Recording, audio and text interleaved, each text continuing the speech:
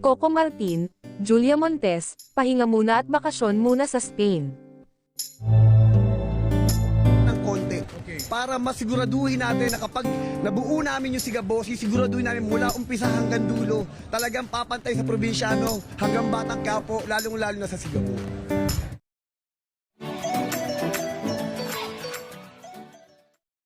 Pansamantalang naurong ang pag-ere ng bagong serye ni Coco Martin at Julia Montes na Sigabo, dahil sa kakulangan ng oras sa preparasyon. Nagdesisyon si Coco na pahinga muna sila, dala na rin ng pagod sa finale episode ng Batang Quiapo. Bakasyon muna ang buong team upang paghandaan ang launch ng Sigabo, sa susunod na mga araw.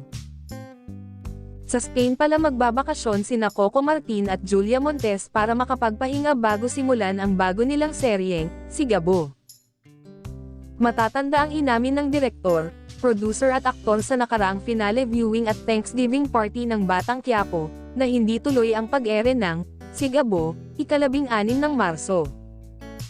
Pinayuhan kasi siya ng Team CCM na magpahinga muna silang lahat dahil masyado silang napagod sa finale ng Batang Quiapo. Sumang-ayon naman ang aktor at ipinaalam niya ito sa ABS-CBN management na pahinga muna sila para pagbalik ay fully recharged na ang lahat. Ayon sa malapit na kaibigan ni Coco, sa Spain magbabakasyon sina Coco at Julia, di ba may golden visa sila dahil nakabili na sila ng bahay doon.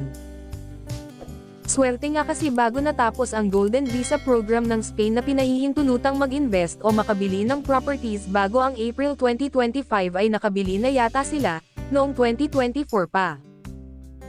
Sobrang saya at nagpasalamat si Coco Martin sa success ng Batang Quiapo sa mga manunood kaya aabangan ang pasabog ng Sigabo.